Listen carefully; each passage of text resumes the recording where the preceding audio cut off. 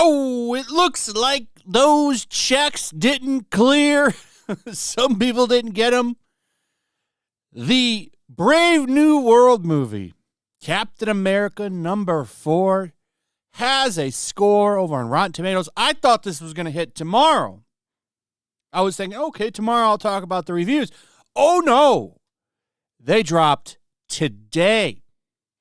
And I'm kind of surprised. 49%. And honestly, I think that's about right from what I've seen. Some people like it.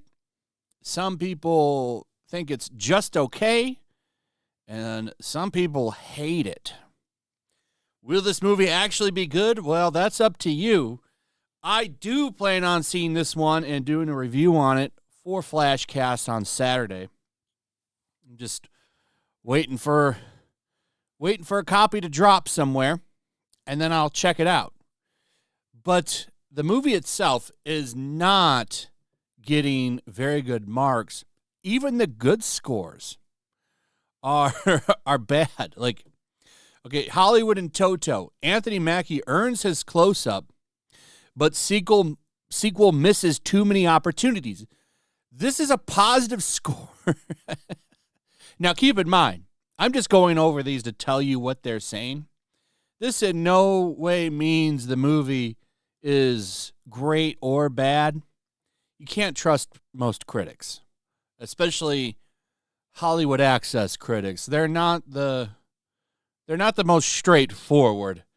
I mean, everybody in our industry occasionally has to play softball, occasionally has to, look the other way a little bit. Everybody has to do it. Wait, returning what? Like a movie that's in the sense that, or? I hated a movie, but I won't say that I hated the movie. Or an actor behaved a sort of way, and you don't want to, put it out there that happened. Right, because you might not get the next review. Right. Next So gig. to some degree, everybody in our industry that is a part of this quote unquote access media has to sort of decide which battles they want to pick. So it's really kind of hard to take them serious. It really is. But let's take a look at some of them, and then I'll show you a review that you can probably listen to. Jeremy Johns did something on it, and Grace Randolph. Surprised she loved it. It's amazing. It's a Disney movie. Grace Randolph is going to say it's amazing. Absolutely. This is a rotten one, Gone with the Twins. This entire endeavor feels as if it is a random episode from a serialized TV show. Here's a good one. It's a positive one.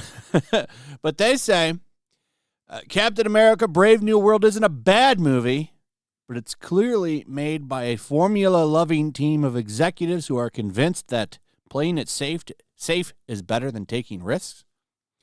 Awards Radar says Captain America Brave New World is the first Marvel effort not worthy of the big screen. You're saying there's no way this is worse than the Marvels. The Marvels is legit one of the worst movies I've ever seen. That movie is absolutely a big stinking pile of shit. There's no way this is worse than the Marvels. But okay, I mean, that's a bold claim, sir. Here's a positive one.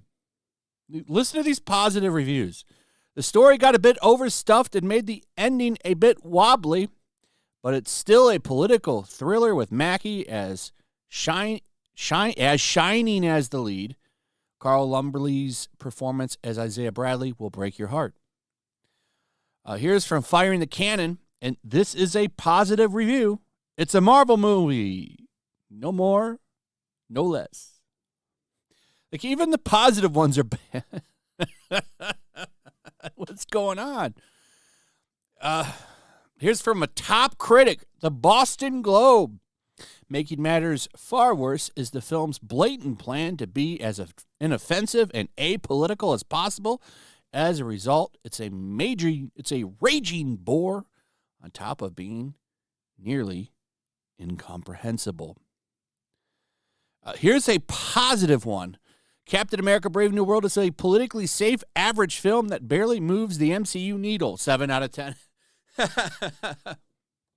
Okay. That's where we're at. Oh, by the way, I watched Jeremy John's full review here. We're going to watch just a little bit of it. It's confirmed the Hulk is in it for 5 to 7 minutes, as we heard. And even he says this. He says this in the review. Kind of misleading because he's front and center in all of the promotional material. Isn't that kind of funny? Isn't that interesting? They lied. They wanted you to think Red Hulk was going to be a major villain in the movie, and he's not. He's in the movie for 5 to 7 minutes. But to be fair, he says it's the best action scene in the movie. Here are pretty much his final thoughts on it. Let's listen. It looks bad, odd, and now it looks really fuzzy and grainy. Almost like it's... He's talking about how bad the CGI is, by the way, and how movie magic doesn't work because you realize they're not really there, which you're not supposed to. That's movie magic, baby.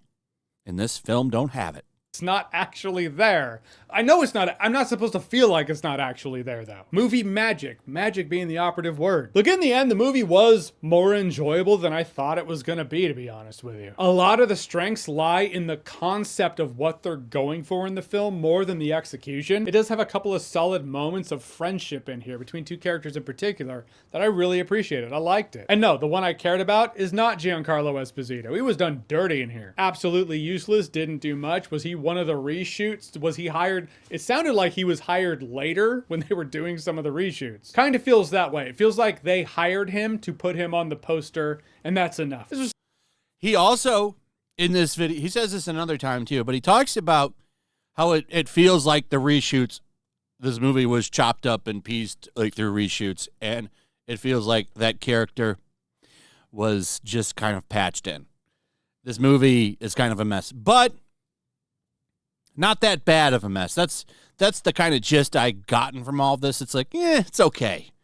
But does that really drive anybody to the theater?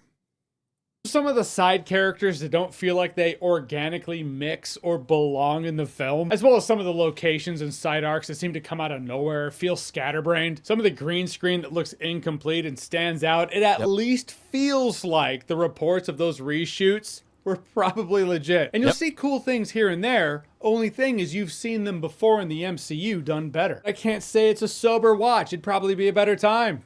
If you're drunk. Get off my plane. And that's it. So that's the takeaway. It's not terrible, but you'll probably like it better if you're drunk. Is that a selling point? So let's go and finish things off with Grace Randolph's final thoughts, the conclusion here in overall thoughts.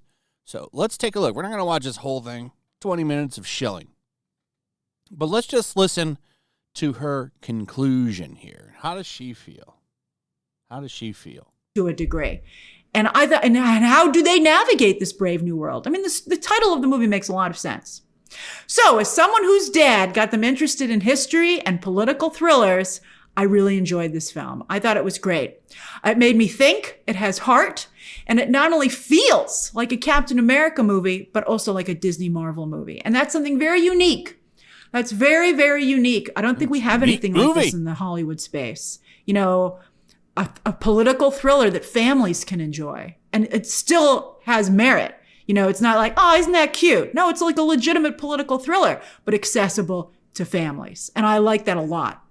And I must say, it was really nice also to have a focus on regular people wanting to be good, despite their mistakes. You know, again, it's a little bit like Thunderbolts, but again, you know, Bucky versus Sam. But in that regard, I thought the movie was extremely aspirational. And inspirational. I thought it was great. Finally, there is. Okay, so there you go. Grace loved it because it's an okay political thriller for kids to watch. There you go.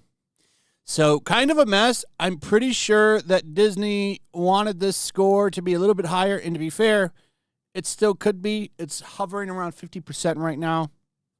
There's going to be hundreds of reviews that roll in. And I expect this to go up a little bit higher. Yeah, see, boom, it's at 51% now. So we'll see. But from what I've gathered, it's kind of just eh. And I got to tell you, Marvel needs less meh and more whoa. And it's been a while since they've had something like that. Deadpool and Wolverine had it. Had a great time at that movie. But it still heavily draws from nostalgia.